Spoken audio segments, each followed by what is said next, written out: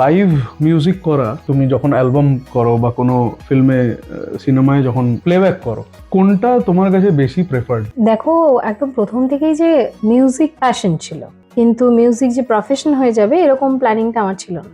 গান গাইতে হবে অ্যাট এনি কস্ট, এবং কোথাও গিয়ে 24 ঘন্টাও গান গাওয়ার জন্য কম পড়ে। অ্যাকচুয়ালি 2012-র আগে থেকেই আমি একটা সেমি ক্লাসিক্যাল ব্যান্ড, একটা ফিউশন ব্যান্ডের সঙ্গে ছিলাম। কোনো জায়গায় এরকম হয়েছে মানে তোমার নামটা কেউ পুরো নামটা নিতে গিয়ে ভুল বলেছে, পোস্টারে নামটা বড় বড় করে ভুল লেখা?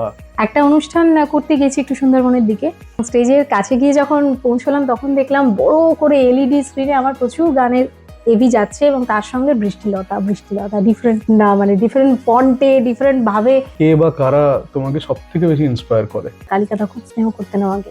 কালিকার একটা সিনেমার মিউজিক ডিরেকশনে ছিলেন সিতারা বলে, তো সেই সিনেমাটার ওই গানটা গেয়েছি। মিউজিক হচ্ছে গুরুমুখী বিদ্যা, ইউটিউব দেখে শিখে নিলাম, এখান থেকে শিখে নিলাম, বা আমি বর্ন আর্টিস্ট, তারপরেও শিখতে হয়। তুমি যখনই জেনে গান গাইতে আসবে তখন তুমি পারসিস্ট করবে, তোমার গ্রো হবে। গুরু মানে শুধুমাত্র গান শেখানো না, গুরু মানে হচ্ছে জীবন তৈরি করা, গুরু একদম। মানে পথ দেখা। একদম। বৃষ্টিলেখা যদি বৃষ্টিলেখা না হতো তাহলে বৃষ্টিলেখা নন্দিনী হতো, আর নন্দিনী যদি বৃষ্টিলেখা না হতো নন্দিনী বৃষ্টিলেখা হতো। এর বাইরে আর কোনো পথ আমি দেখতে পাচ্ছি না। আচ্ছা, এরকম আরো নতুন নতুন মজার মজার পডকাস্ট ইন্টারভিউজ দেখার জন্য সাবস্ক্রাইব করুন সুশোভন সরকার অফিসিয়াল ইউটিউব চ্যানেল।